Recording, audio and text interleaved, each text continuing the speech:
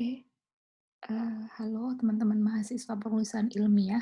Jadi, kali ini saya akan menggabungkan materi keempat dan kelima ya, yang topiknya masih mengenai sistematika karangan ilmiah dan karena ini materinya cukup banyak, maka saya pisah menjadi materi keempat dan kelima dan untuk materi link di YouTube-nya saya gabung menjadi satu gitu. Oke. Ya, jadi dalam sebuah karya ilmiah gitu ya, terdiri dari 3 bagian, ya, yaitu yang pertama adalah bagian awal, bagian utama, dan bagian akhir. Bagian awal dari sebuah karya ilmiah atau, contohnya karya ilmiah skripsi ya yang utuh itu terdiri dari, 6 ya, 6 poin ini. Jadi yang pertama adalah cover yang berisi judul, kemudian, logo institusi, nama, NIM, kemudian keterangan Anda dari prodi apa, jurusan apa, dan universitas apa, gitu. Halaman yang kedua adalah halaman persetujuan, yang di situ biasanya, dikasih tanda tangan oleh 2 dosen pembimbing gitu ya. Sedangkan halaman pengesahan perbedaannya dengan halaman persetujuan adalah halaman pengesahan ini adalah karya ilmiah itu disahkan oleh 4 dosen, yaitu 2 dosen pembimbing dan 2 dosen penguji gitu ya. Nah, perbedaannya, adalah halaman persetujuan ini didapat sebelum melakukan sidang skripsi dan halaman, pengesahan itu didapat setelah, revisi sidang skripsi. Jadi setelah di sidang dia melakukan revisi kemudian disahkan ya, jadi laporan akhir final untuk syarat wisuda itu adalah halaman pengesahan ini, gitu. Kemudian halaman moto dan persembahan. Jadi halaman moto dan persembahan itu biasanya kata-kata apa ya, kata-kata motivasi, kata-kata indah yang menjadi, pegangan Anda gitu ya dalam dalam hidup atau dalam, memotivasi Anda mengerjakan karya ilmiah tersebut, skripsi tersebut, atau, ucapan-ucapan terima kasih ya, persembahan kepada misalnya orang tua, sahabat, dan sebagainya, gitu. Nah, yang kelima adalah kata pengantar. Kata pengantar itu berisi, ucapan terima kasih kepada dosen penguji, kemudian dosen wali, kemudian, rekan atau narasumber ya, yang berkontribusi dalam penelitian Anda gitu, dalam karya ilmiah Anda, gitu. Ini dimasukkan dalam kata pengantar. Kemudian daftar isi. Nah, itu kalau yang lengkap ya, kalau membuat skripsi, tapi kalau misalnya teman-teman membuat, makalah atau proposal, cukup halaman judul, dan judul cover ini dan daftar isinya, gitu.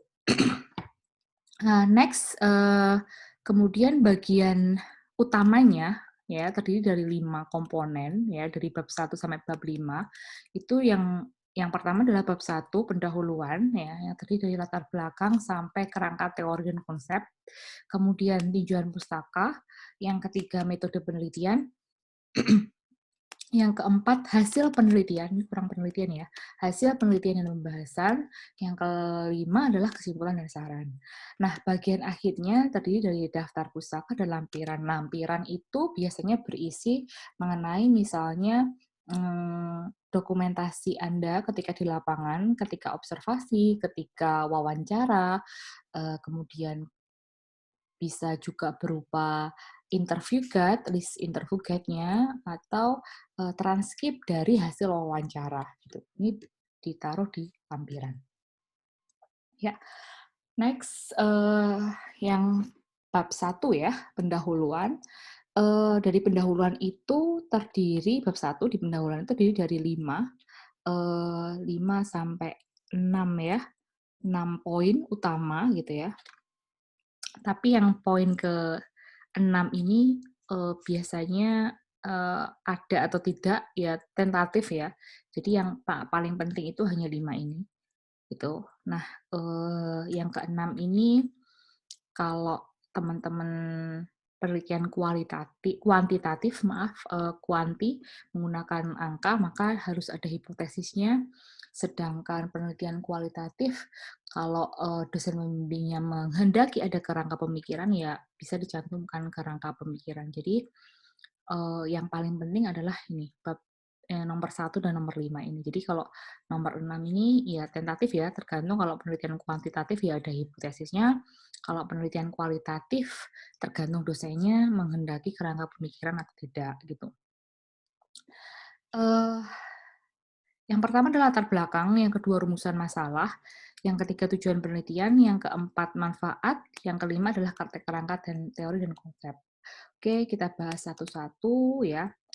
Nah ini, latar belakang sebenarnya sudah saya jelaskan, tapi saya ingin mereview lagi karena, yang pertama kemarin kan sebenarnya sudah ada sesi konsultasi, kemudian UTS. Nah, setelah UTS, dikumpulkan itu saya review lagi, eee, mengenai kesalahan-kesalahan menulis judul dan latar belakang. Tapi ini, karena saya ingin teman-teman lebih mantap lagi ya, nanti latar belakangnya coba dicek lagi, direview lagi. Jadi latar belakang itu, eee, ada 3 poin penting ya, dalam, penjelasan mengenai latar belakang. Jadi, yang pertama adalah, latar belakang itu menjelaskan mengenai intinya mengenai masalah apa yang ingin dibahas atau topik penelitian apa yang ingin dibahas gitu ya, itu dijelaskan di latar belakang. Jadi latar belakang itu memang, uraian, yang paling penting ya, titik titik awal yang paling penting, untuk melangkah ke step selanjutnya. Karena latar belakang itu adalah argumentasi peneliti mengenai urgensi sebuah penelitian. Jadi, di sini menjelaskan yang poin pertama adalah alasan-alasan mengapa masalah yang dikemukakan dalam usulan penelitian itu dipandang menarik, penting, dan perlu diteliti. Itu yang pertama. Yang kedua adalah menerangkan bahwa penelitian yang Anda teliti itu berbeda. Misalnya ada penelitian yang sebelumnya yang relevan atau yang sama, harus dicari perbedaannya, posisi perbedaan penelitian ini, dengan penelitian-penelitian lain yang sudah pernah dilaksanakan, gitu. Kemudian yang ketiga adalah, teman-teman saya ingatkan lagi bahwa penelitian yang baik, ya di sini ya, ya. Dalam latar belakang sekaligus menunjukkan batas-batas penelitian, gitu ya. Jadi penelitian yang baik adalah penelitian yang batasan permasalahannya itu jelas dan terbatas, jadi tidak terlalu luas. Jadi, cek lagi topik penelitian Anda, cek lagi latar belakang Anda, apakah yang Anda kaji itu terlalu luas. Jadi, harus ada pagar, batasan-batasan yang itu memudahkan Anda dalam menjelaskan urgensi penelitian, gitu. Dan, batasan-batasan itu kalau, dijelaskan dengan baik, data pendukung, data riset yang mengenai topik yang spesifik itu akan lebih baik dan lebih mendalam. Jadi, paling baik idealnya adalah batasan topik permasalahannya itu, sedikit, kecil gitu, tapi data dan hasil riset yang mendukung objek yang sangat spesifik dan terbatas itu dalam dan kuat, dalam dan banyak gitu. Jadi, akan lebih apa ya, mantap dan lebih spesifik dan dalam gitu. Oke, jadi jangan terlalu luas, kemudian data risetnya juga luas, jadi sangat melebar, nggak kemana-mana. Jadi benar-benar harus spesifik gitu. Kemudian, nah konten latar belakang saya ingatkan lagi bahwa ada ini ya, poin-poin penting dari fenomena umum, kemudian, isu-isu umum ya, yang berkaitan dengan topik Anda, kemudian baru masuk ke fenomena khusus yang berkaitan dengan topik Anda, kemudian, data dari fenomena umum, fenomena khusus, dan objek penelitian ini harus didukung dengan data riset. Pastikan cari riset-riset yang relevan. Misalnya kalau Anda meneliti tentang media sosial Instagram gitu ya, fenomenanya umum adalah atau media sosial YouTube misalnya, fenomena umumnya adalah perkembangan YouTube gitu ya, perkembangan penggunaan YouTube di Indonesia misalnya. Kemudian fenomena khususnya dampak dari marketing komunikasi gitu ya, di media sosial YouTube adalah misalnya sebuah perusahaan itu membuat, strategi web series gitu ya. Nah, itu fenomena khusus maraknya web series di Indonesia gitu ya. Nah, masuk ke objek penelitian gitu ya, yang tadi fenomena umum dan fenomena khususnya didukung dengan data dan riset, masuk ke objek penelitiannya misalnya objek penelitiannya perusahaan Tropicana Slim yang membuat web series, tentang, sebuah cerita ya, web series-nya Sore gitu, judulnya Sore gitu. Nah, kenapa kok Sore, yang menjadi objek penelitian dari iklan web series itu diteliti, kenapa layak untuk diteliti gitu, berapa, view-nya, berapa subscriber-nya misalnya, apa ulasannya atau review terhadap, si web series tersebut, itu bisa dijelaskan di objek penelitian gitu. Kemudian dari objek penelitian tersebut, misalnya objek penelitiannya web series Sore, dari topik Tropicana Slim gitu ya, di media sosial YouTube gitu ya, dikaitkan dengan topik penelitian atau dikaitkan dengan teori dan konsep yang relevan dengan ilmu komunikasi atau ilmu hubungan masyarakat. Misalnya mengenai strategi branding-nya dengan menggunakan web series atau citra, brand image pada Tropicana Slim pada web series tersebut gitu. Jadi dikaitkan pada variabel-variabel yang berkaitan dengan konsep keilmuan kita. Nah, paragraf terakhirnya adalah urgensi penelitian, yaitu pernyataan bahwa dari paragraf-paragrafnya sebelumnya tadi yang kita mengkaitkan dari fenomena umum, khusus, kemudian objek penelitian, ada permasalahan apa, gitu ya. Maka paragraf terakhir harus bisa menyimpulkan betapa pentingnya penelitian itu untuk dilakukan, gitu. Dan perbedaan penelitian itu terhadap penelitian-penelitian yang ada atau sebelumnya, gitu. Ini studi kasusnya beberapa, teman-teman pernah saya jelaskan dan sudah saya review juga di UTS kemarin. Jadi hasil UTS kemarin, jadi harapannya ini sudah benar ya. Jadi misalnya Kak stadikus fenomena umum, ya perkembangan YouTube gitu, fenomena khususnya misalnya ini tentang iklan di Yogyakarta, iklan luar di Yogyakarta, kemudian ada data-data risetnya gitu ya. Kemudian ini contoh-contoh di data riset, kemudian masuk ke topik, topik pun harus disertai dengan riset juga, objek, ya, sekali lagi data riset mengenai objek penelitian kita, kemudian ya, jadi korelasi antara topik penelitian dengan teori, misalnya eh, di sini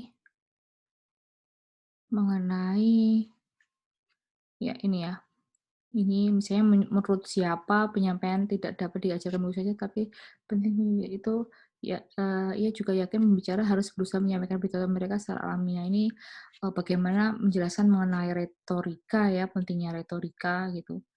Kalau di sini menjelaskan perilaku imitasi yang berkaitan dengan eh, media gitu ya. Oke, kemudian ya, ini urgensi penelitian. Jadi, berdasarkan pada data di atas, paragraf-paragraf sebelumnya, apa sih yang menjadikan penelitian itu layak untuk diteliti? Itu menjadi pernyataan dari urgensi penelitian. Nah, next, ini yang baru ya, yang belum pernah saya terangkan bahwa setelah membuat latar belakang, maka teman-teman step selanjutnya adalah membuat rumusan masalah. Jadi, rumusan masalah itu intinya adalah intisari permasalahan yang akan diselesaikan dalam penelitian yang akan dilakukan. Jadi, sebenarnya kalau secara logika gitu ya, sebenarnya pernyataan atau pertanyaan ya, karena rumusan masalah itu kan disusun dalam kalimat tanya. Jadi, misalnya ini bagaimana gitu ya. Nah, kalimat selanjutnya dari kalimat tanya ini bagaimana, itu adalah satu kesatuan di judul, gitu. Jadi, rumusan masalah itu berangkat dari judul, yang dari judul itu dibuat kalimat tanya, gitu. Jadi, misalnya bagaimana strategi komunikasi Gardu Action dalam mewujudkan garbage care and education, nah judulnya adalah strategi komunikasi, gitu. Nah, rumusan masalahnya adalah bagaimana strategi komunikasi itu, gitu. Contoh lainnya adalah misalnya seperti ini, kalau di sini kita lihat bagaimana peran humas, maka judulnya adalah peran humas dalam meningkatkan kepuasan pelanggan, gitu ya. Jadi, ketika kalian membuat rumusan masalah, cek lagi judulnya, kemudian dari judul itu diberi keterangan, kalimat tanya ya, kata tanya untuk membuat sebuah rumusan masalah gitu. Nah, tujuan kalau tadi rumusan masalah berangkat dari judul penelitian, maka tujuan penelitian ini berangkat dari rumusan masalah. Jadi, tujuan penelitian itu intinya menjawab rumusan masalah. Jadi, misalnya tadi rumusan masalahnya adalah bagaimana strategi komunikasi, call to action gitu misalnya, maka tujuan penelitiannya adalah untuk mengetahui strategi komunikasi, call to action, bla bla bla. Tuh. Nah, umumnya ya dalam tujuan penelitian itu terdiri dari dua poin. Jadi poin yang kedua itu mempunyai korelasi dengan tujuan yang pertama. Jadi ketika nanti misalnya kita eksekusi di lapangan gitu ya, misalnya kita wawancara kepada narasumber kita mengenai bagaimana sih strateginya gitu ya, strategi komunikasinya gitu di sini. Maka kita bisa menanyakan sesuatu yang berkorelasi atau dekat dengan topik penelitian kita. Misalnya, untuk mengetahui hambatan-hambatan dalam melakukan strategi komunikasi, gitu. Jadi, tujuan penelitian itu ada tambahan poin ya, untuk menjawab tujuan penelitian yang pertama, gitu. Nah, ini misalnya, contohnya yang lain ya. Misalnya di sini untuk mengetahui bagaimana persepsi masyarakat, gitu ya, terhadap brand image PT Garuda. Nah, eee, ini untuk menjawab rumusan masalah ya, kemudian dari rumusan masalah itu memang dari judul persepsi masyarakat terhadap brand image PT Garuda gitu ya.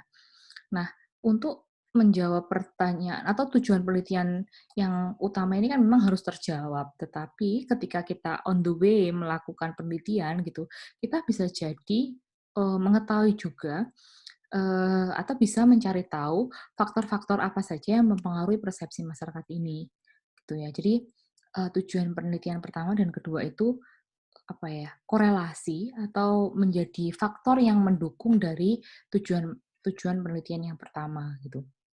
Dan tipsnya nggak usah jauh-jauh gitu. Jadi, cari yang, apa ya, dekat gitu ya dengan topik penelitian tujuan penelitian yang pertama ini.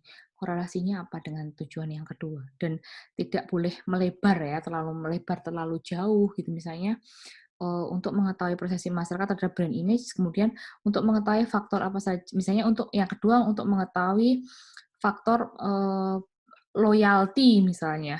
Nah, itu terlalu jauh ya terhadap, tujuan penelitian yang pertama. Jadi, eee, tujuan tujuan penelitian yang kedua itu sifatnya hanya mendukung gitu ya. Jadi hanya mendukung tujuan penelitian yang pertama, gitu. Misalnya kalau di sini, untuk mengetahui strategi CSR gitu ya. Nah, tujuan yang kedua adalah mengetahui dampak implementasi dan untuk mengetahui hambatan-hambatan strategi CSR-nya, gitu. Jadi masih berkorelasi pada tujuan penelitian yang pertama ini, gitu, yang menjadi center utamanya, gitu. Oke. Jadi variabelnya harus sama, tetap sama gitu, jangan sampai berbeda, gitu. Oke. Yang selanjutnya 1.4 adalah manfaat penelitian. Ya, manfaat penelitian itu biasanya dibagi ya ada 2 versi ya, bisa dibagi menjadi teoritis dan praktis atau dibagi menjadi 3 ini, akademis, teoritis, dan praktis gitu. Nah kesalahan yang sering terjadi ketika membuat, manfaat penelitian itu adalah manfaat penelitian kadang diuraikan terlalu normatif. Terlalu normatif di sini, berkorelasi dengan poin yang nomor 2 ini, jadi tidak spesifik sesuai dengan tema penelitian yang telah dilakukan. Jadi terlalu umum. Jadi misalnya manfaat penelitian ini bagi, akademis atau teoritis adalah menambah sumbangsih kepada ilmu pengetahuan di bidang komunikasi. Nah, itu terlalu normatif dan terlalu, luas, tidak spesifik. Maka harusnya seperti ini. Jadi, misalnya ya, manfaat akademis sebagai bahan pemikiran dan referensi yang berkaitan dengan pola komunikasi pengelola desa wisata. Nah, ini dikaitkan dengan topik penelitiannya, gitu. Jadi lebih spesifik lagi, gitu. Nah, manfaat teoritisnya contohnya Karena dia menggunakan teori sistem sosial, maka manfaat teoritis dari penggunaan teori ini adalah berkorelasi dengan mengembangkan bagaimana peran teori terhadap pola komunikasi, gitu.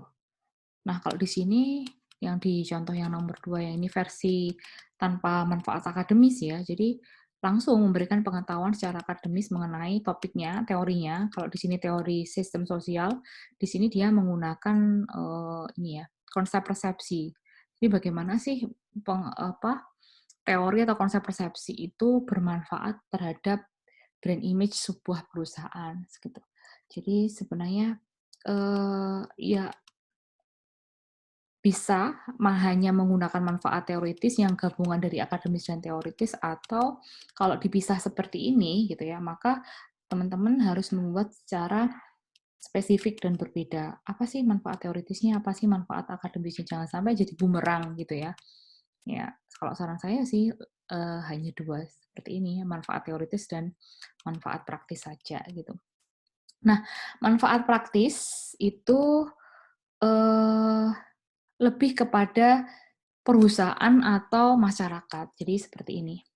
Ya, bermanfaat bagi perusahaan. Apa manfaat praktisnya terhadap penelitian tersebut terhadap perusahaan, terhadap lembaga, terhadap organisasi yang Anda teliti gitu ya. Kemudian manfaat bagi masyarakat terhadap hasil dari penelitian yang Anda kaji itu seperti apa? Itu manfaat praktisnya, manfaat yang bisa dipraktekkan di lapangan. Sedangkan manfaat teoritis dan akademis itu berkaitan dengan manfaat secara akademis, manfaat kepada kajian keilmuan seperti itu. Nah, yang terakhir di bab 1 adalah kerangka teori dan konsep gitu ya. Jadi kerangka teori dan konsep itu adalah landasan yang berupa teori dan yang berkaitan dengan topik yang Anda teliti menurut ilmu yang relevan.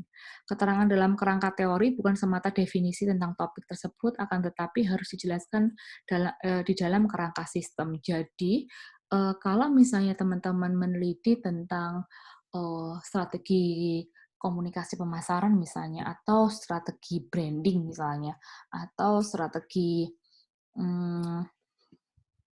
marketing gitu ya, atau persepsi gitu ya, maka harus dijelaskan dalam strategi komunikasi pemasaran atau strategi CSR misalnya, itu tahapan-tahapannya itu melalui proses apa saja gitu. Jadi tidak hanya definisinya, tetapi ada sistem gitu ya, kerangka sistem dalam strategi komunikasi pemasaran. Misalnya komunikasi pemasaran itu terdiri dari uh, periklanan, personal selling, kemudian uh, event misalnya, atau advertising dan sebagainya. Nah, itu harus dijelaskan dalam sebuah sistem. Jadi nggak cuman definisinya saja gitu.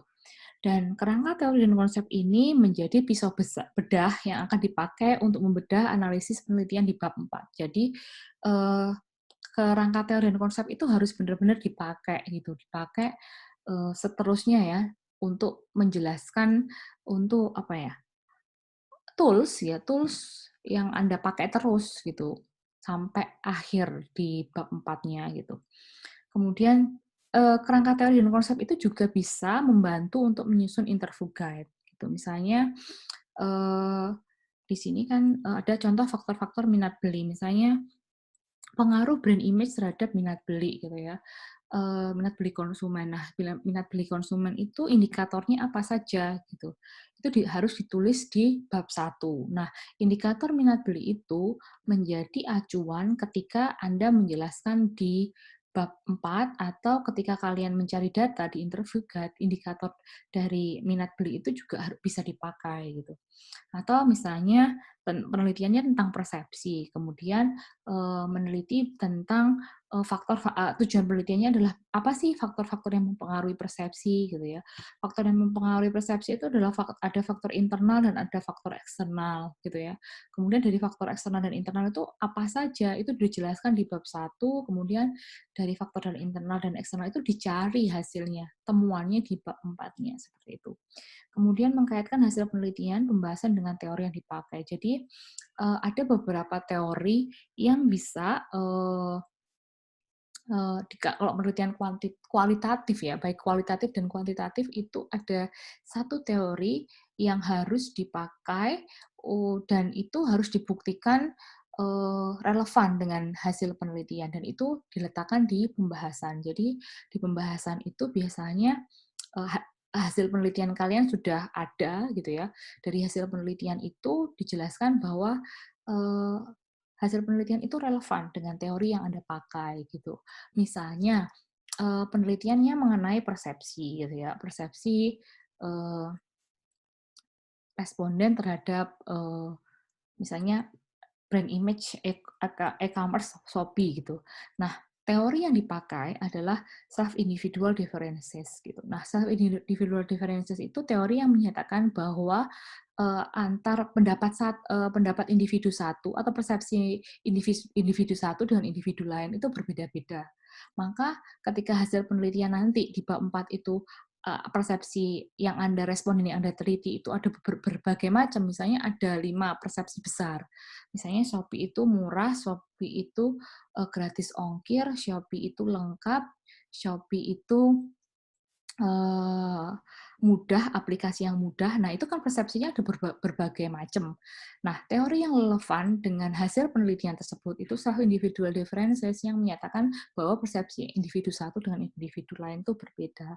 Nah, teori-teori ini nanti kalau teman-teman, eee, di semester 1 ini belum mendapatkan, sebenarnya Anda bisa dapatkan di mata kuliah komunikasi massa atau di teori komunikasi. Itu banyak sekali teori-teori yang, bisa dikaji atau bisa dipakai untuk, apa ya, bab 4 ya, atau korelasi dengan hasil penelitian kita. Tapi bagi teman-teman yang belum mendapatkan materi itu, maka nanti tugasnya ketika menyusun kerangka teori dan konsep, cukup konsep saja, nggak usah menggunakan teori gitu. Jadi misalnya nanti strategi komunikasi pemasaran terhadap brand image atau analisis brand image pada media sosial, ya pakai yang apa kerangka sistem bagaimana sih brand image itu indikatornya terdiri dari apa saja, selain definisinya ya. Kemudian misalnya strategi komunikasi pemasaran, ya strategi komunikasi pemasaran itu definisinya apa, kemudian tahapannya apa, indikator dari strategi komunikasi pemasaran itu apa, cukup seperti itu. Nggak usah pakai teori bagi teman-teman yang masih semester 1 dan semester 3 gitu. Bagi teman-teman yang sudah semester 5, yang sudah mendapatkan teori komunikasi, sudah mendapatkan MPK 1 dan MPK 2, bisa, dipelajari atau ditambahkan, kerangka teori dan konsep ya, untuk latihan juga nanti skripsi, gitu. Nah, ini penjelasan teori. Teori dan konsep tuh bedanya apa sih, Mbak? Gitu ya. Bedanya gimana? Jadi kalau teori itu, seperangkat gagasan atau konsep gitu ya. Tetapi, konsep dan, teori dan gagasan itu, apa, ada sebuah modelnya gitu atau sebuah definisi yang kemukakan para ahli dan sudah dibuktikan kebenarannya. Jadi ini ya, teori adalah model gagasan yang dikemukakan oleh ahli yang terdahulu dan sudah teruji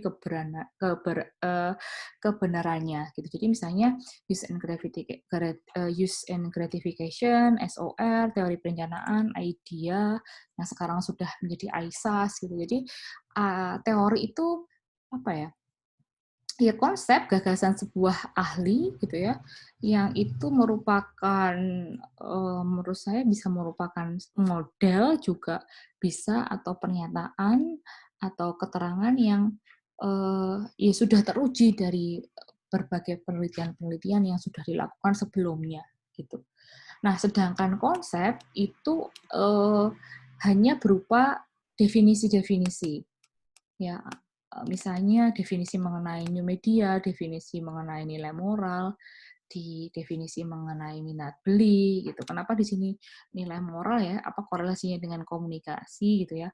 Misalnya ada penelitian mengenai, eee, analisis semiotika mengenai nilai moral dalam sebuah film gitu ya. Nah, ini boleh gitu, masih berkorelasi dengan ranah ilmu komunikasi gitu. Oke.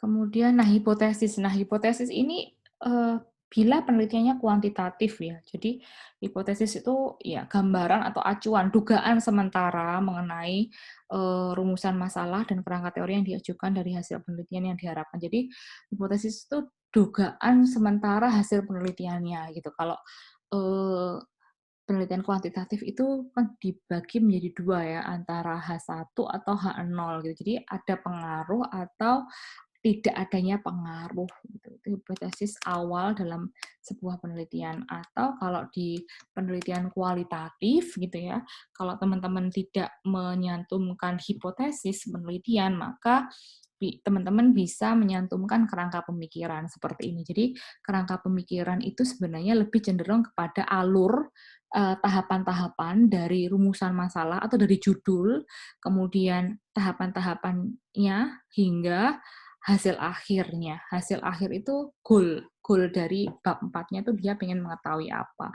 Misalnya di sini judulnya ya, strategi media relation untuk meningkatkan citra perusahaan gitu. Maka tahapan penelitiannya dia pengen mengetahui bahwa strategi media relation itu ada formal dan informal, kemudian terdiri dari apa saja tahapannya gitu ya. Strategi media relation itu ada media visit, special event, event dan sebagainya. Kemudian dari strategi media relation ini berdampak kepada citra perusahaan gitu ya. Dari citra perusahaan itu indikator citra perusahaan itu terdiri dari apa saja, misalnya terdiri dari 3 ini, kemudian hasilnya citra perusahaan yang general, lebih ke arah citra perusahaan yang positif atau negatif, misalnya seperti itu. Jadi kerangka pemikiran intinya itu bagaimana gambaran besar alur dari penelitian Anda dimulai dari rumusan masalah atau judul utama ini sampai tahapan-tahapannya, gitu. Ini juga contohnya kerangka pemikiran, misalnya dia judulnya brand image Garuda terhadap apa ya, persepsi brand image PT Garuda gitu ya. Nah, ini brand image-nya secara umum, kemudian kasusnya, kemudian persepsi masyarakat, kemudian dia menggunakan teori ini, dan faktor yang mempengaruhi persepsi itu ada faktor internal dan eksternal. Ya, kemudian goal-nya adalah brand image-nya. Ya, brand image-nya itu apa gitu. Ini kurang lengkap sih sebenarnya. Di sini harusnya ada brand image-nya itu indikatornya apa, kemudian persepsi masyarakat ini persepsi dari apa gitu, dari value-nya atau dari pelayanannya, dari uh, harga dan sebagainya, persepsi masyarakat ini. Oke, nah ini tugas yang kemarin. Jadi teman-teman memang untuk minggu kemarin saya untuk materi yang keempat ya, saya minta untuk meneruskan bab 1 yang sudah kalian kerjakan itu adalah latar belakang, maka tolong teruskan membuat rumusan masalah, tujuan penelitian, manfaat penelitian, teori dan konsep ya. Ini kalau teorinya teman-teman belum paham, cukup konsepnya saja.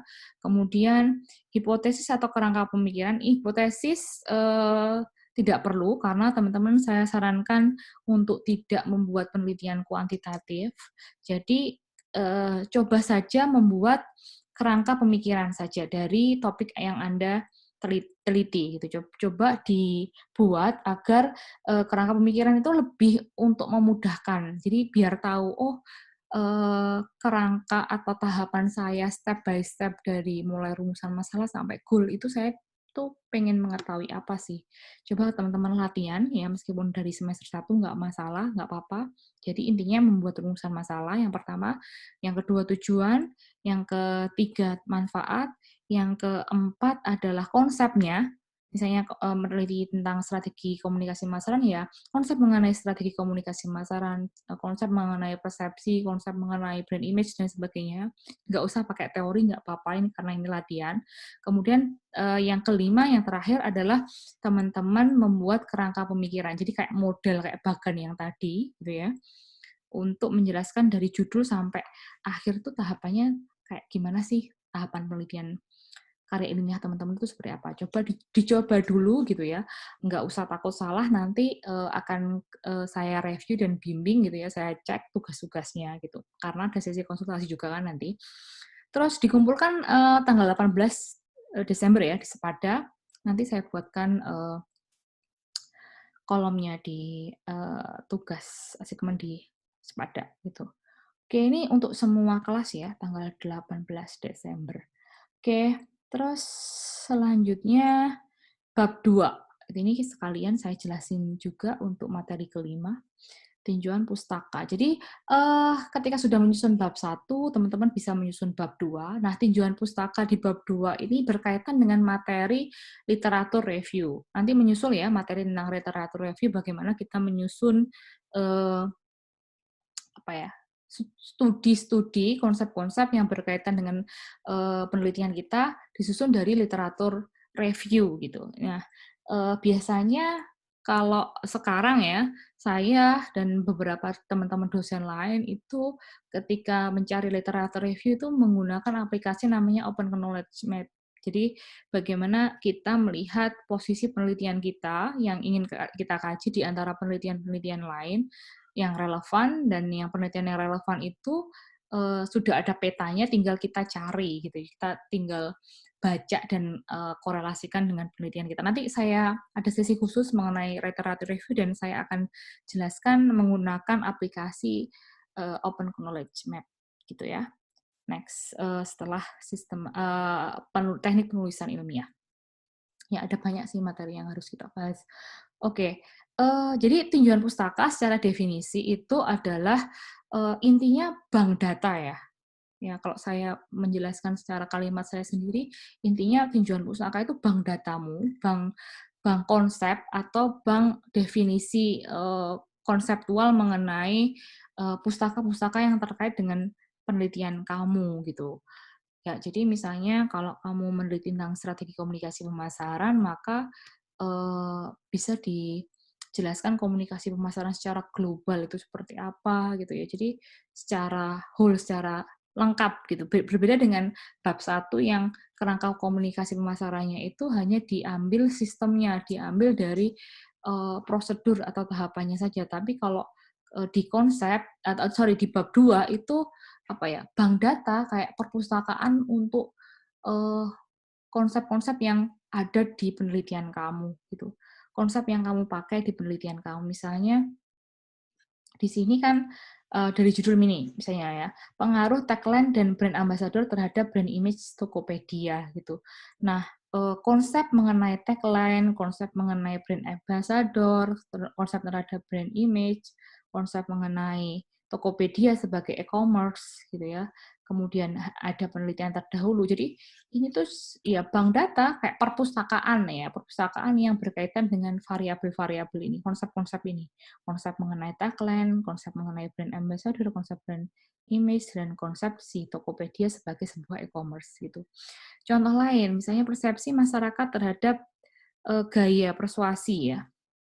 Oke, nah persuasi kepemimpinan gitu misalnya, nah ini masuknya persepsi. Meskipun di bab 1 itu persepsi itu juga ada gitu ya sebagai konsep yang dipakai gitu, tapi konsep yang dipakai di bab 1 itu berbeda dengan konsep yang dipakai di tinjauan pustaka. Jadi konsep yang dipakai di bab 1 itu lebih spesifik dan lebih cenderung kepada sistem yang akan dipakai.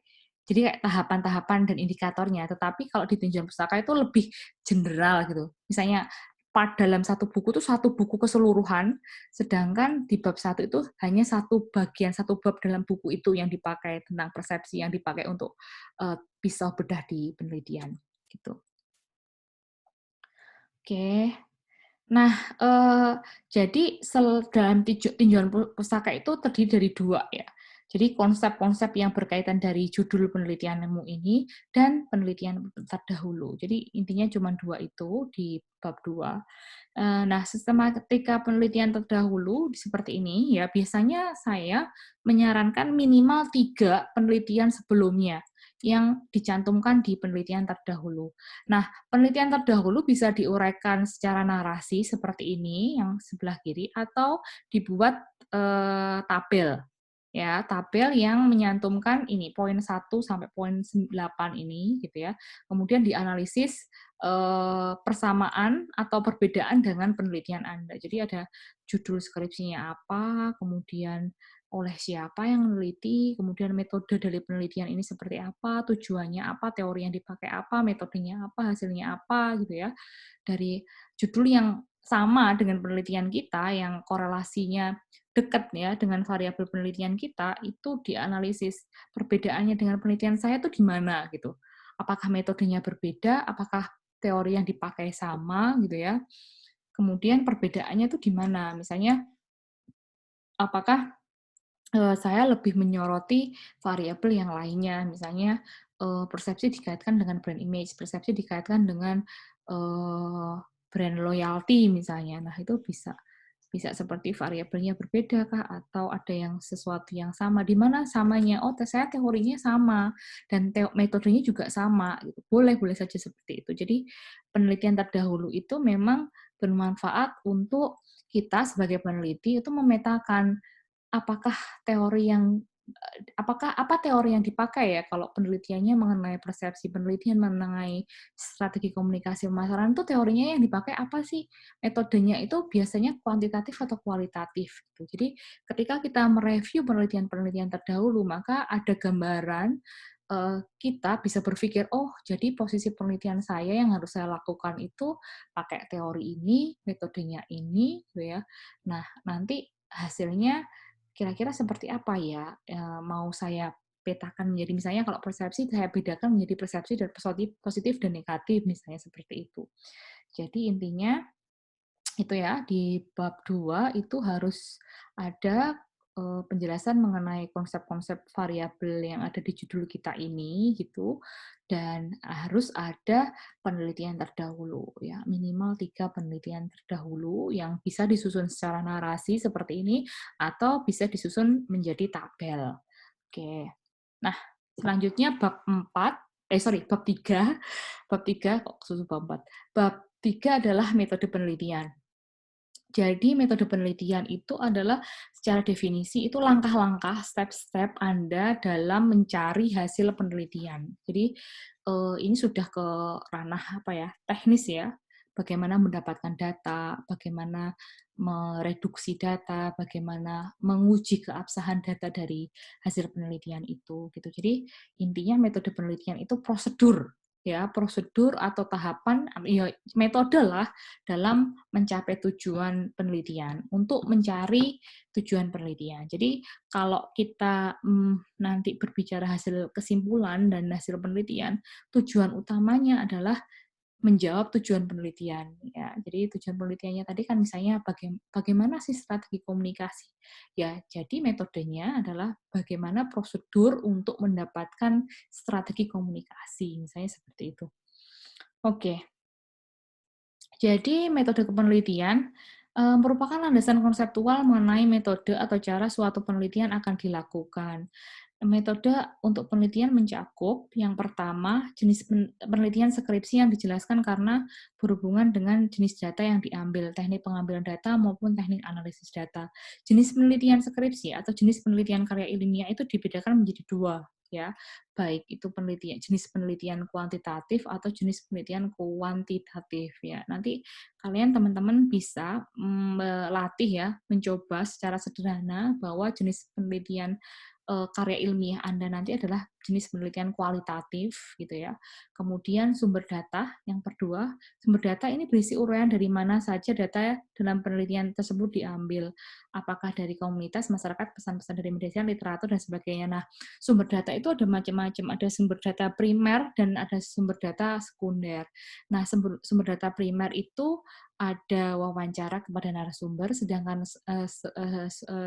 sumber data sekunder adalah misalnya observasi dan studi literatur. Nah, teman-teman di penulisan ilmiah ini untuk membuat karya ilmiah sederhana, saya minta teman-teman hanya menyantumkan sumber data sekunder saja. Jadi nggak usah menggunakan sumber data primer, karena nanti susah, nanti data wawancara kepada narasumber, dan sebagainya. Jadi sederhana saja tugasnya, jadi mencari tahu jenis penelitiannya tetap kualitatif dengan menggunakan sumber data sekunder, yaitu observasi dan telaah pusaka.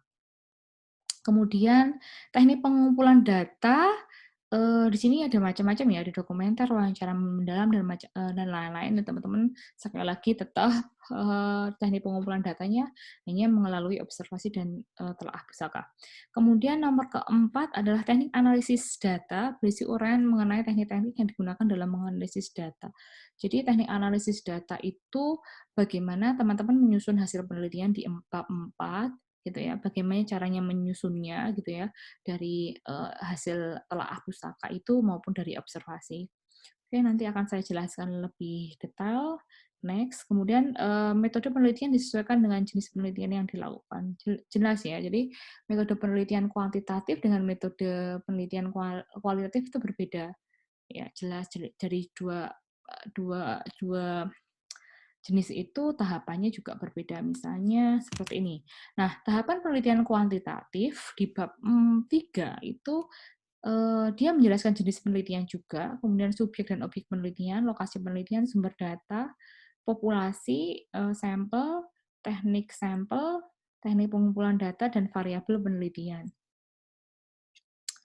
Nah, kemudian variabel penelitiannya ada variabel X, Y, ada definisi konseptual, definisi operasional, skala pengukuran variabel, analisis data kuantitatif melalui uji validitas dan uji reliabilitas, kemudian analisis data. Nah, ini kalau metode penelitian kuantitatif ya, sedetail ini, serumit ini gitu.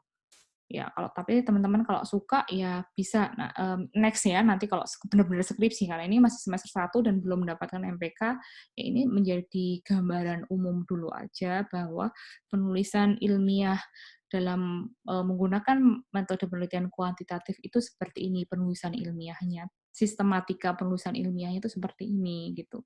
Tetap harus saya sampaikan. Kemudian metode penelitian kuantitatif ini ada 2 contoh ya.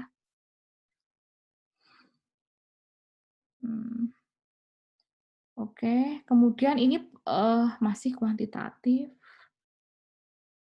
Seperti ini, saya lewati aja sekalian paling tidak secara umum tahu gambarannya, harus menyantumkan variabel X dan Y, kemudian menentukan definisi konseptual dari variabel X dan Y, dan kemudian uji validitas data, reliabilitas data, dan sebagainya gitu ya. Nah, ini kalau penelitian kualitatif ya. Nah, kalau penelitian kualitatif, metode penelitiannya itu terdiri dari 7 poin, yaitu yang pertama jenis penelitian, diterangkan dulu jenis penelitian ini adalah penelitian kualitatif. Kemudian kalian menentukan subjek penelitian itu siapa, objek penelitiannya itu apa gitu ya. Lokasi penelitian di mana, sumber datanya primer atau sekunder, teknik pengumpulan datanya itu caranya seperti apa, kemudian teknik analisis data, dan teknik keabsahan data. Ini bukan uji keabsahan data ya. Ini yang benar itu 3.7-nya itu adalah teknik keabsahan data kalau penelitian kualitatif. Kalau penelitian kuantitatif itu adalah teknik keabsahan data. Uji reliabilitas data atau uji validitas data. Sedangkan kalau penelitian kualitatif memakai ini, teknik keabsahan data, bukan uji keabsahan data. Ini harusnya 3.7-nya ini di sini. Oke. Nah, ini contohnya penjelasan mengenai jenis penelitian. Jadi, definisi mengenai penelitian kualitatif itu seperti apa, definisi mengenai penelitian kuantitatif itu seperti apa. Jadi, dijelaskan bahwa penelitian Anda dalam karya ilmiah itu merupakan penelitian apa. Boleh disertai dengan definisi penelitian kuantitatif itu seperti apa, penelitian kualitatif itu seperti apa definisinya. Gitu. Seperti ini contohnya dalam menyusun bab 3.1 jenis penelitian. Gitu. Selanjutnya subjek penelitian. Nah, subjek penelitian itu adalah informan atau narasumber yang menjadi data riset. Ya, berbeda dengan objek ya. Jadi subjek penelitian itu seperti ini. Misalnya subjek penelitian adalah generasi milenial yang menggunakan YouTube. Misalnya di sini data informan generasi milenialnya. Jadi dia dilihat dari usia ini yang menentukan bahwa subjek yang dijadikan penelitian ini adalah mahasiswa generasi milenial gitu. Nah, ada 3 istilah dalam subjek penelitian ya, ada informan, ada narasumber, ada responden, gitu. Jadi informan itu, perbedaannya adalah informan itu jadi orang yang mengetahui secara praktek dan konseptual mengenai hal tertentu yang berkait dengan penelitian ya. Informan itu, punya jabatan, punya kedudukan gitu ya, serta kalau informan itu bersifat normatif, jadi dia masuk ke kelompok, masuk ke organisasi, komunitas, dan masyarakat. Nah, berbeda dengan narasumber, yaitu kalau narasumber itu orang yang mempunyai kualifikasi keahlian atau kemampuan formal akademik yang membidangi pengetahuan tertentu. Misalnya narasumber tuh ya dosen bisa gitu ya, atau budayawan, atau praktisi ahli gitu ya. Berbeda dengan informan ya, kalau informan itu misalnya humas, humas dalam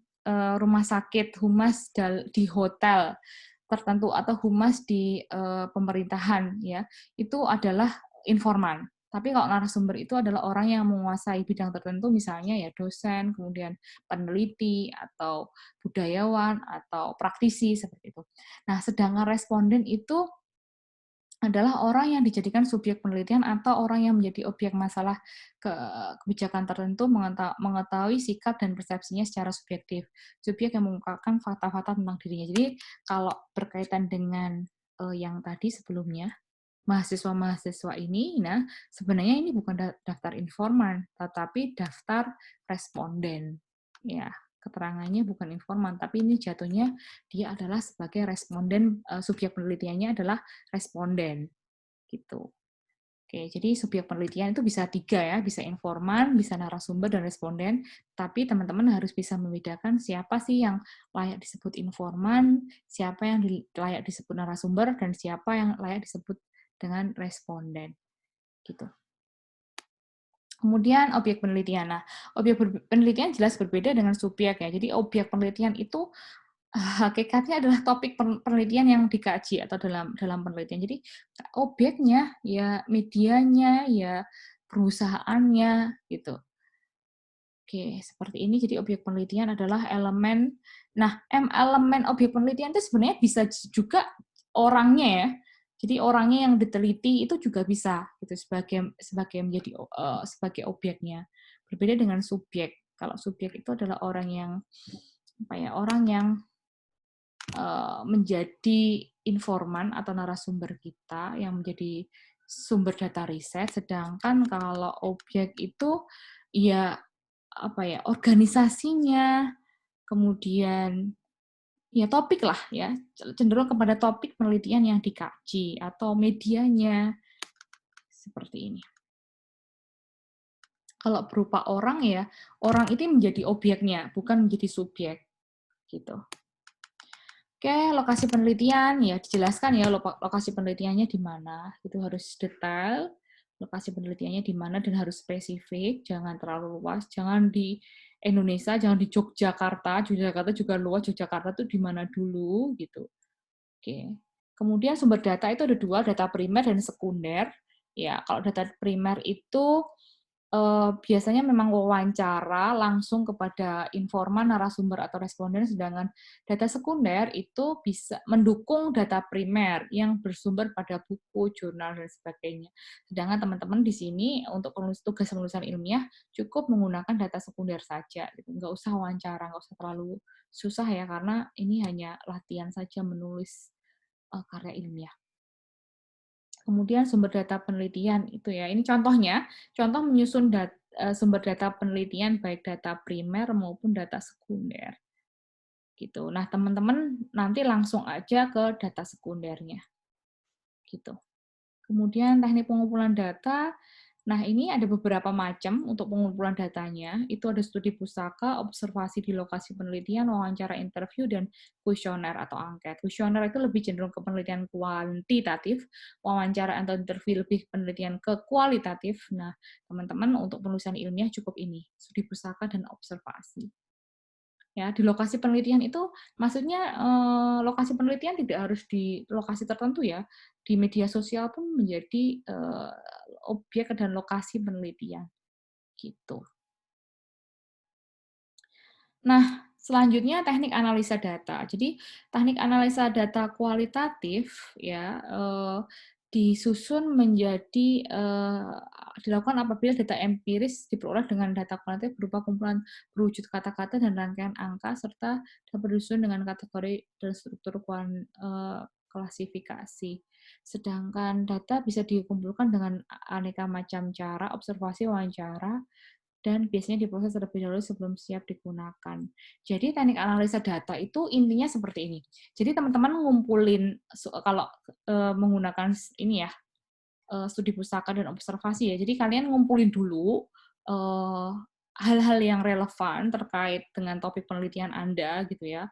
Kemudian observasi di lapangan itu kalian cari dulu, kalian observasi secara singkat, kalian capture, kalian screenshot gitu ya. Kemudian dari hasil observasi dan kajian pusaka terkait, kalian analisis, kalian gabungkan. Oh, misalnya dalam studi pusaka, strategi marketing menggunakan ISAS misalnya, itu ada attention, interest, desire, share, and apa namanya, search and search, action, and share. Nah, misalnya kalau ISAS itu dipakai kepada bagaimana strategi komunikasi marketing itu berdampak kepada loyalitas atau action pembelian, minat beli konsumen. Misalnya kalau dia sampai share gitu ya, menggunakan metode ISAS tadi, share berarti kan dia tahapannya loyal. Maka kalian cari tahu di observasi pada media sosial tersebut apakah ada beberapa apa namanya, responden atau informan atau narasumber kita ya, sorry, bukan narasumber, responden dari penelitian kita itu ada yang sampai share di akun pribadinya dia terhadap produk itu. Berarti dia sudah di level, dikaitkan dengan studi pusaka, berarti dia sudah di level loyalty gitu. Jadi observasi itu intinya teman-teman harus menguasai dulu ya kajian pustakanya, ya, kemudian dicek, diobservasi di media sosial itu apakah ada salah satu kategori yang bisa dikorelasikan dengan indikator di studi pusakanya. Misalnya indikator dari brand image gitu ya. Brand image itu indikatornya apa saja, atau brand loyalty, loyalitas konsumen itu dikaitkan dengan strategi komunikasi pemasaran itu apa saja indikatornya. Misalnya dia sampai share gitu ya. Nah, observasi di media sosialnya itu kayak gimana sih? Nah, itu dikaitkan antara apa, capture-an tadi di media sosial dengan studi pusakanya. Itu adalah teknik analisis data. Kemudian, nah ini alurnya. Jadi analisis pengumpulan data itu intinya pengumpulan data dulu, gitu ya. Atau cari sumber literatur yang berkaitan, gitu ya, baik literatur pusaka maupun observasi tadi, kemudian penyajian data. Nah, penyajian data itu sebelum disajikan, sebelum ada penarikan kesimpulan, itu sebaiknya baik saat pengumpulan data atau penyajian data itu ada reduksi data. Jadi reduksi data itu kayak mengklasterkan, memilah memilah atau meresume atau membuat apa ya, olah data itu ya intinya reduksi data itu kayak mengklasterkan ya, mengklasterkan, oh berarti kalau dari sekian banyak feed yang diposting itu dibedakan dari strategi komunikasi pemasarannya, ada dia menggunakan promosi, menggunakan selebgram atau influencer, atau kemudian personal selling ya, atau dia menggunakan strategi marketing event misalnya. Nah, direduksi, dipisah. Oh, yang marketing event itu yang seperti ini, dianalisis, screenshot, kemudian dikorelasikan dengan kajian pustaka. Oh, yang menggunakan promosi atau iklan, promo itu yang seperti ini kontennya, observasinya apa di lapangan, kemudian dianalisis, gitu ya, diklasterkan, gitu ya. Itu adalah reduksi data. Itu baru penarikan kesimpulan atau verifikasi. Gitu. Semoga bisa dibayangkan dan bisa dipahami dengan baik ya. Tapi memang ini kalau nggak ngerjain, nggak melihat dari penelitian sebelumnya itu nggak bisa gitu. Jadi memang benar-benar dari penulisan ilmiah itu teman-teman sudah mendapatkan materi misalnya dari saya, kemudian cek lagi penelitian-penelitian sebelumnya, dibaca dari penelitian-penelitian sebelumnya yang saya sebutkan tadi minimal 3 penelitian sebelumnya. Kemudian dari situ teman-teman oh bisa tahu polanya itu seperti apa sih gitu. Dan coba cari yang benar-benar kajian pustaka atau metodenya itu hanya menggunakan observasi dan studi pustaka gitu. Jadi bisa paham metode step-stepnya itu seperti apa. Kemudian reduksi data ini penjelasannya adalah proses pemilihan, pemusatan perhatian pada penyederhanaan, pengabstraksian, transformasi data kasar yang muncul dari catatan-catatan tertulis di lapangan. Jadi yang saya jelaskan tadi ya bahwa reduksi data itu intinya adalah clustering. Gitu. Oke. Nah, terakhir di metode atau bab 3 itu ada uji validitas data kalau kuantitatif ya. Sedangkan kualitatif itu teknik keabsahan data. Ya, jadi kalau teknik keabsahan data itu menguji apakah hasil penelitiannya itu benar atau tidak. Maka ada tahapan-tahapan khusus ketika nanti teman-teman di bab 4 ya, teknik keabsahan data dan uji validasi data itu dibuktikan di pembahasan di bab 4 yang pembahasan. Misalnya kalau di keabsahan data penelitian kualitatif itu kita bisa mewawancarai ulang atau kita bisa menggunakan triangulasi sumber ya, ini ya, triangulasi sumber yang kita bisa mewawancarai ulang narasumber lain atau kita bisa membandingkan dengan penelitian yang lain atau bisa membandingkan dengan sumber-sumber yang terkait. Kalau di sini ya ini misalnya ini ya, triangulasi sumber, jadi kita sudah wawancara kepada informan atau responden kita gitu ya. Misalnya kita mewawancarai humasnya. Nah, kemudian triangulasi sumber untuk meyakinkan bahwa penelitian itu benar gitu ya. Kita bisa wawancarai ulang kepada misalnya petingginya atau orang-orang yang berkaitan dengan hasil penelitian kita itu gitu ya. Kita jelaskan dulu, Pak, hasil penelitian saya seperti ini. Apakah benar misalnya humas PT Angkasa Pura I itu menjalankan strategi komunikasi CSR seperti ini gitu. Nah, triangulasi sumber itu kayak apa ya?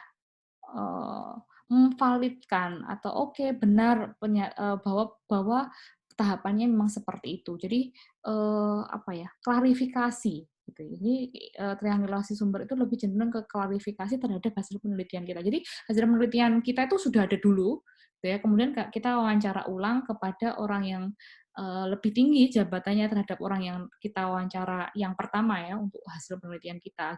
Misalnya kalau yang wawancara pertama itu humasnya, maka wawancara triangulasi sumber yang kedua itu misalnya eh, ketua humasnya atau pimpinannya pada organisasi atau perusahaan tersebut gitu. Nah, ini triangulasi data pada teknik keabsahan data atau uji validasi data untuk mahasiswa penulisan ilmiah ini dilewatin saja. Jadi nggak usah sampai sini. Jadi ini cukup untuk sekedar pengetahuan bahwa sebuah penelitian itu harus ada validitas data dan keabsahan datanya dengan mewawancarai ulang atau mengkaitkan dengan sumber-sumber yang relevan gitu, diuji ulang gitu. Misalnya kalau menggunakan studi pustaka ya dikaji ulang menggunakan studi pustaka lain. Tapi ini kalau untuk teman-teman penulisan ilmiah tidak perlu sampai sini ya. Gitu. Nanti sampai ke reduksi data saja sudah cukup gitu. Oke, yang keempat selanjutnya adalah hasil penelitian dan pembahasan. Jadi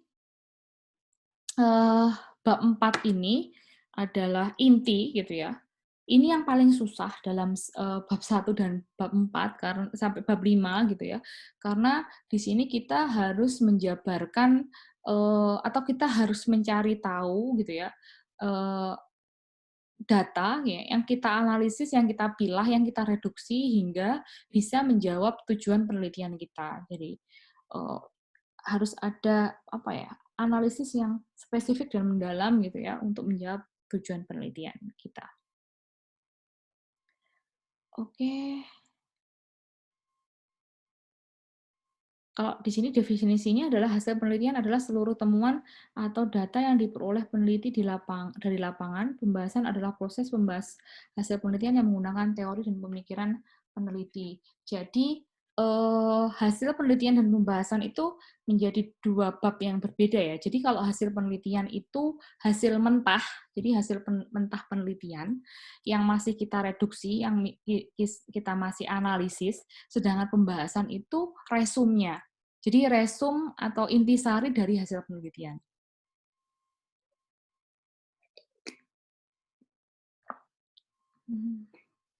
Nah, ini urutan bab 4, kalau penelitiannya kualitatif, itu bab 4.1 itu deskripsi objek penelitian, sedangkan bab 4.2 adalah hasil penelitian, kemudian bab 4.2.1 adalah judul yang sesuai dengan tujuan penelitian, sedangkan bab 4.3 itu adalah pembahasan. Jadi deskripsi objek penelitian itu misalnya kalau kalian meneliti tentang YouTube, akun YouTube tertentu ya definisi tentang YouTube. Kemudian kalau meneliti tentang Garuda tadi PT Garuda ya tentang PT Garuda tersebut, filosofi, logo, visi misi dan sebagainya.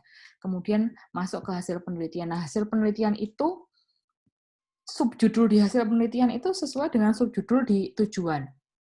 Jika subjudul di tujuan penelitian kalian ada dua, misalnya subjudul di tujuan penelitian yang pertama adalah strategi komunikasi pemasaran bla bla bla. Ya, sama judulnya itu sama dengan tujuan deskripsi dari tujuan penelitian yang pertama tadi. Misalnya kalau tujuan penelitian yang kedua adalah untuk mengetahui faktor-faktor yang mempengaruhi persepsi, maka ya judul di hasil penelitian 4.2.2 adalah faktor-faktor yang mempengaruhi persepsi gitu. Jadi seperti itu cara menyusun bab 4 dan ini kadang banyak sekali teman-teman mahasiswa yang bingung urutan menyusun bab 4 itu seperti apa gitu. Nah, ini kalau urutan bab penelitian kuantitatif ya, ada deskripsi objek penelitian, karakteristik responden, deskripsi variabel, kemudian analisis data dan pembahasan gitu. Dan ini cukup banyak ya untuk deskripsi variabelnya. Gitu. Nah, ya, yang membedakan hasil penelitian dan pembahasan adalah, jadi kalau di pembahasan itu adalah resum ya, resum dari hasil penelitian, intisari dari hasil penelitian yang kita lakukan gitu ya. Nah, sedangkan di pembahasan itu harus lebih spesifik. Jadi harus bisa membandingkan hasil penelitian dengan modul atau teori yang diacu. Jadi teori yang dipakai di bab 1 tadi itu harus dibuktikan dengan hasil penelitian di pembahasan gitu. Kemudian merupakan tempat penulis mengemukakan pendapat atau argumentasi secara bebas tapi singkat dan logis. Jadi pembahasan lebih cenderung kepada analisis argumentasi peneliti ya terhadap hasil penelitian yang sudah dilakukan. Kemudian menghubungkan hasil penelitian Anda dengan penelitian sebelumnya dengan menunjukkan kebersamaan dan membahas perbedaannya. Nah, ini biasanya tergantung ya, bisa ada atau tidak gitu ya. Boleh dicantumkan misalnya hasil penelitian yang sebelumnya itu berbeda dengan hasil penelitian yang Anda lakukan karena tadi yang di bab 2 itu kan kalian belum mendapatkan hasil penelitian yang Anda lakukan gitu. Oke, kemudian bisa juga menjelaskan arti temuan untuk memperluas cakrawala ilmu dan teknologi gitu. Jadi membuat ringkasan mengenai apa manfaat penelitian ya terhadap keilmuan itu bisa. Kemudian jangan berspekulasi. Jadi intinya jangan berspekulasi itu jangan di luar konteks gitu. Jadi harus sesuai dengan atau linear atau berkorelasi dengan hasil penelitian. Jadi jangan menambahkan sesuatu yang itu tidak ada korelasinya sama sekali dengan hasil penelitian gitu. Dan di hasil penelitian ini sebenarnya sudah tidak ada definisi-definisi konseptual lagi. Jadi pengertian itu nggak ada kecuali kalau teori ya, teori yang berkaitan itu bisa dikemukakan, tapi sudah berupa hasil analisis. Intinya analisis ya, bukan bukan bab 2 lagi gitu yang isinya definisi-definisi gitu. Nah, yang terakhir ini adalah penutup, kesimpulan, dan saran ya. Jadi kesimpulan dan saran di bab 5 nanti ya. Simpulan itu jadi, rumusan ya, rumusan singkat terhadap pembahasan. Jadi kalau hasil penelitian itu diresum di pembahasan, maka kesimpulan itu adalah resum dari pembahasan. Dibuat poin-poin yang spesifik gitu, yang jelas, yang itu sebenarnya poin-poinnya adalah menjawab tujuan penelitian tadi. Kalau misalnya tujuan penelitiannya ada dua, mengenai strategi dan mengenai faktor penghambat strategi, ya dijelasin aja faktor strategi yang utama tahapannya apa saja, kemudian faktor yang menghambat strategi itu apa saja secara ringkas dan poin-poin seperti itu. Kemudian seperti ini bentuknya rumusan kesimpulan. Misalnya ini peran humas dalam meningkatkan kepuasan pelanggan, maka ya itu yang saya bilang tadi bahwa poin yang pertama adalah sesuai dengan tujuan tujuan penelitian yang pertama, yaitu menjelaskan peran humas untuk meningkatkan kepuasan pelanggan itu apa, baru, hasil kesimpulan yang kedua itu misalnya faktor-faktor yang, menghambat, peran humas atau faktor-faktor yang mendukung peran humas untuk meningkatkan kepuasan pelanggan itu apa, itu menjadi poin yang kedua di hasil kesimpulan. Kemudian ini juga misalnya pengaruh peranan video ini, penelitian kuantitatif ya. Ya, jadi seperti ini.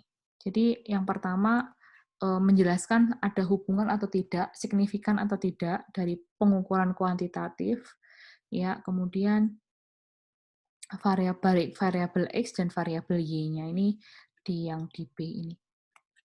Oke, jadi berbeda ya dengan penelitian kualitatif. Ya, kalau penelitian kuantitatif jelas harus ada keterangan yang menyatakan bahwa variabel X dan Y itu nilai probabilitasnya itu signifikan. Seperti ini. Nah, oke, saran saran dibuat berdasarkan hasil penelitian dan pertimbangan penulis. Saran bisa berwujud praktis atau langkah-langkah yang perlu diambil dalam sebuah instansi komunitas saran akademik yang saran yang ditujukan kepada peneliti berikutnya. Jadi saran itu ya tipsnya adalah kalian harus bisa misalnya dalam melakukan penelitian itu teman-teman bisa mendapatkan hasil misalnya, oh ternyata dalam strategi komunikasi pemasarannya mereka menemukan hambatan gitu ya.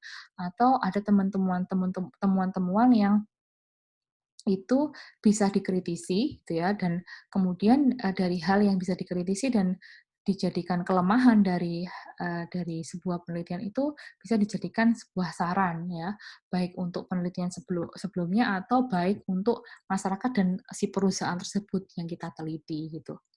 Seperti ini. Ya, jadi kita bedakan, bagi humasnya itu sarannya apa, kemudian bagi pelanggan atau bagi masyarakat itu seperti apa, kemudian bagi peneliti sebelum selanjutnya itu seperti apa, gitu. Jadi kita bedakan, menurut instansi yang atau perusahaan yang kita teliti, kemudian, subjek subjek atau orang yang kita kaji sebagai humasnya itu seperti apa, dan kemudian masukan kita sebagai bagaimana sarannya sesuai dengan korelasi hasil penelitian yang sudah dilakukan. Kemudian bagi peneliti selanjutnya itu seperti apa sih, apa yang kurang dari penelitian Anda, misalnya kurang lengkap atau kurang detail pada hal tertentu dan sebagainya, atau menggunakan teori yang lain dan sebagainya, gitu. Ini saya jelaskan sampai saran daftar pustaka ini nanti saya masukkan di materi teknik penulisan ilmiah aja. Oke, sekian materi saya hari ini mengenai sistematika karangan ilmiah yang saya gabung menjadi satu untuk materi keempat dan kelima, ya. Kemudian kita bisa melanjutkan dengan sesi tanya jawab melalui Zoom, gitu. Terima kasih. Sekian, semoga bisa dipahami dengan baik dan bermanfaat. Terima kasih.